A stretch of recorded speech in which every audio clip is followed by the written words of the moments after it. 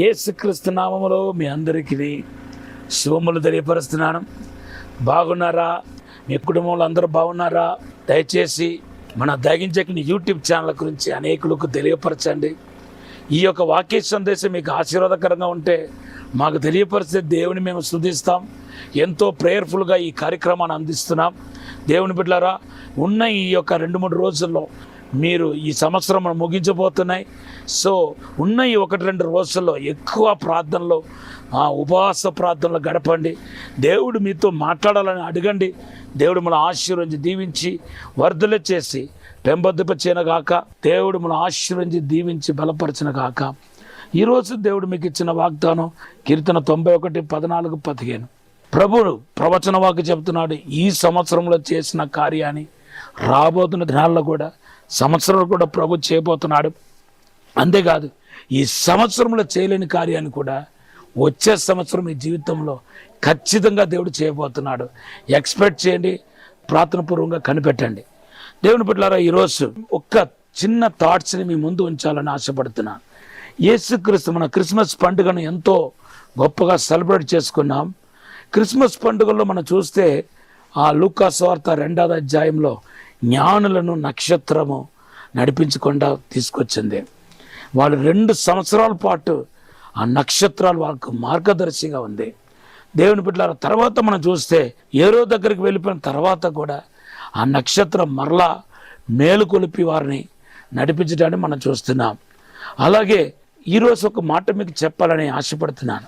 జీవము లేని నక్షత్రము కొంచెం మందిని ప్రభు దగ్గరికి నడిపించగలిగితే, జీవం ఉన్న ప్రభు యొక్క జీవం, మామూలు జీవం కూడా కాదు, మీలో ప్రకృతి సంబంధమైన మనిషి జీవం లేదు, దేవుని యొక్క పరిపూర్ణమైన జీవం ఉంది. ఈ పరిపూర్ణమైన జీవం మీలో ఉన్నప్పుడు మీరు ఎంతగా ఎన్ని వందల మందిని మీరు నడిపించాలో ఒకసారి ఆలోచన చేసి చూడండి. జీవం లేని ఆ యొక్క పశువుల పాక, ఆ జీవం లేని ఆ యొక్క లెక్క లేని అవి కూడా తోడ్పడ్డాయి. ఈరోజు మీరు ఏం చేస్తున్నారు? ఈ సంవత్సరం అంతా వృధా చేసుకున్నారు. దేవుని కోసం మనం ఏది చేసామో అదే లెక్కల్లో వస్తాయండి. మీరు దేవుని కోసం ఏమి చేయకపోతే అది కేవలం అది దేనికి పనికిరాదు, అది లెక్కల్లో రాదు. బైబిల్లో రాయబడి ఉంది 2వ కొరింథీ పత్రిక 5:17-18 క్రీస్తునందు ఉన్నవారు మీ కొరకు కాక ప్రాణం పెట్టిన యేసు కొరకే జీవించాలంట. యేసు ప్రభు పరలోకానికి అరుణమై వెళుతున్నప్పుడు సర్వ సృష్టికి వెళ్ళి సువార్త చెప్పమన్నాడు.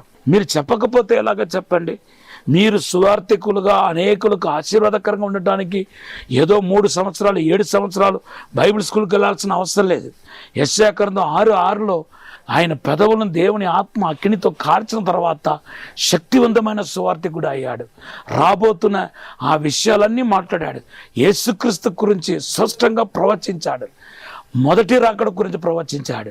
మన 2వ రాకడ గురించి ప్రవచించాల్సిన యెషయా ప్రవక్తలై ఉన్నాం. మన పెదవులను అగ్ని తాకాలి, కాల్చాలి. పరిశుద్ధాత్మ దేవుడు శుద్ధీకరించాలి. ఆ శుద్ధీకరణ అనేది మొదలవుతే ఈజీగా మనం దేవుని చేతిలో వాడబడతాం. జీవం లేని నక్షత్రాలు ఆ జ్ఞానులకు ఆశీర్వాదం అవుతాయి. నువ్వు ఎందుకు ఆశీర్వాదం కాకూడదు? నువ్వు ఎందుకు ప్రభు కోసం జీవించకూడదు? ఎందుకు ప్రభు కోసం పరిగెత్తకూడదు? నేను నోటి మాన్యత లేని వాడునని అన్నవాడిని దేవుడు వాడుకోలేదా?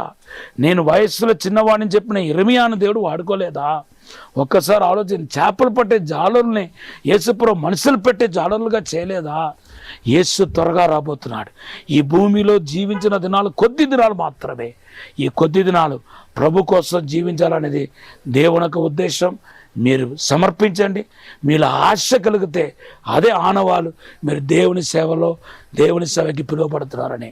ఊరికనే సైతాన్ వచ్చి మీకు దేవుని సేవ చేయమని ఆశ పుట్టిస్తాడా? లేకపోతే మీకు మీరే ఈ లోకంలో ఎంజాయ్ చేయాలని ఆశ కలిగిన మనుషులు మనము. కానీ మనం దేవుని కోసం జీవించాలని ఆ తపన మీలో కలిగిందంటే అది పరిశుద్ధాత్మ కాకపోతే ఇంకెవరు చెప్పండి. కనుక మీరు దేవుని పని చేయాలని మీ ఆశయ ఆనవాళ్ళకి దేవుని పనికి కోసం మీరు పిలువబడుతున్నారని దేవుని సేవకి సమర్పించండి. దేవుడు మనం దీవించనగాక. ఈ సమయంలో చిన్న ప్రార్థన చేస్తాం. పరిశుద్ధము నమ్మకమైన పరలోక తండ్రి, ఈ మంచి సమయం కొరకు వందనాలు ప్రభా. ప్రతి ఒక్కరిని నీ సేవలు వాడుకోండి, బలంగా వాడుకోండి. 2 పాల ఆత్మ 200 అభిషేకం ఇచ్చి దీవించి బలపరచమని, విడుదల స్వస్థత అద్భుతాలు దయచేయమని యేసునామములో అడిగి వేడుకుంటున్నాం తండ్రి, ఆమేన్. Have a blessed day. మీ వాగ్దానం ఇర్మియా గ్రంథం 1:5. God bless you.